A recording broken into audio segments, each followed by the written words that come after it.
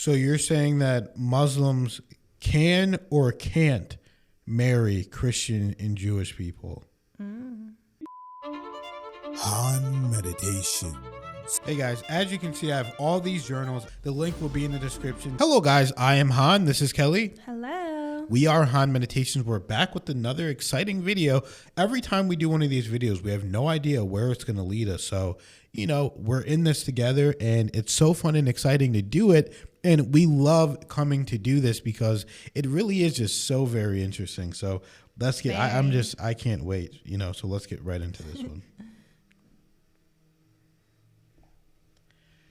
Hello, ChatGPT. I want to know, how does the Quran approach the concept of coexistence with other faiths or other religions outside of Islam?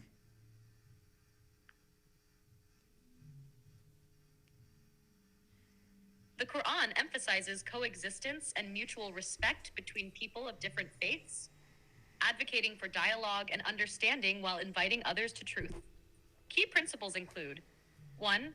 Freedom of religion. The Quran states, "There is no compulsion in religion." 256, affirming that faith is a personal choice. 2. Respect for shared beliefs. The Quran acknowledges common ground, particularly with Christians and Jews, referring to them as people of the book, and encouraging respectful engagement. 364. 3. Justice and kindness.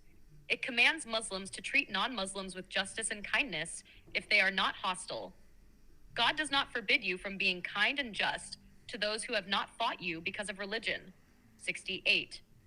4. Peaceful dialogue. The Quran promotes peaceful discourse. Invite to the way of your Lord with wisdom and good instruction, and argue with them in a way that is best. 16/125. 5. Pluralism as divine will. It recognizes that diversity in beliefs is part of God's plan. If your Lord had willed, he would have made mankind one community, but they continue to differ. 1118. These teachings show the Quran values coexistence while maintaining the call to Islam. Would you like more examples or context? Yes, I actually would. So, let's just say, for instance, you are Muslim and you're talking to someone that is not Muslim. Do you have any restrictions with these people? Are you allowed to be friends with them? Are you allowed to talk to them? Are you allowed to be around them? Are you allowed to, is there anything that you cannot do with people of the opposite religion?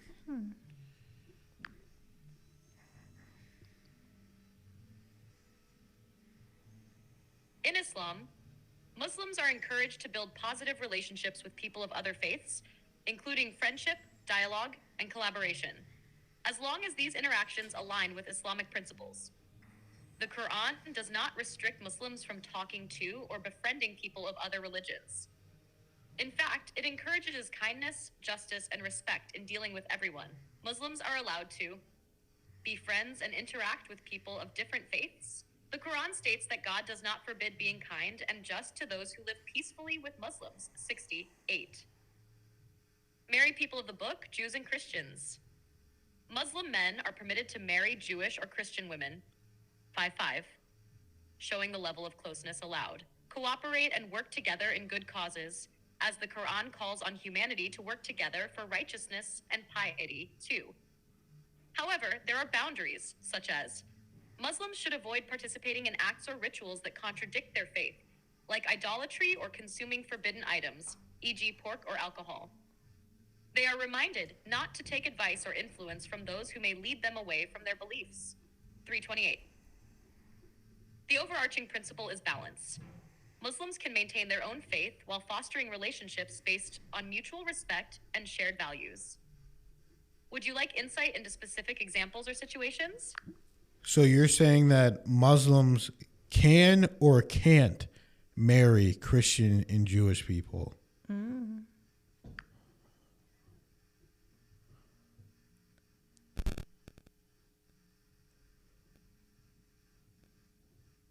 Muslim men can marry Christian or Jewish women, as the Quran explicitly permits it in verse 5 or 5. Lawful to you are the chaste women from among the believers, and the chaste women from among those who were given the scripture before you. This is based on the recognition of Jews and Christians as people of the book, who share belief in one God. However, there are guidelines. The spouse must be chaste and morally upright. The marriage should uphold Islamic principles, such as raising children in the Islamic faith. For Muslim women, marrying non-Muslim men is generally not permitted in traditional Islamic jurisprudence, as it's believed the husband's faith might influence the household. However, this interpretation is a subject of ongoing discussion in some modern contexts. Would you like more details on the reasoning or practical aspects of these rules? So you're saying that Muslim men can marry non-Muslim women, but Muslim women have to marry Muslim men. Is that correct? And is that in the Quran?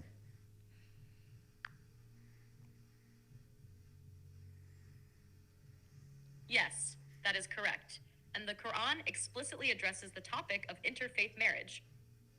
Muslim men are allowed to marry Christian and Jewish women, as mentioned in Surah Al-Ma'idah 5:5. Lawful to you are the chaste women from among the believers, and the chaste women from among the...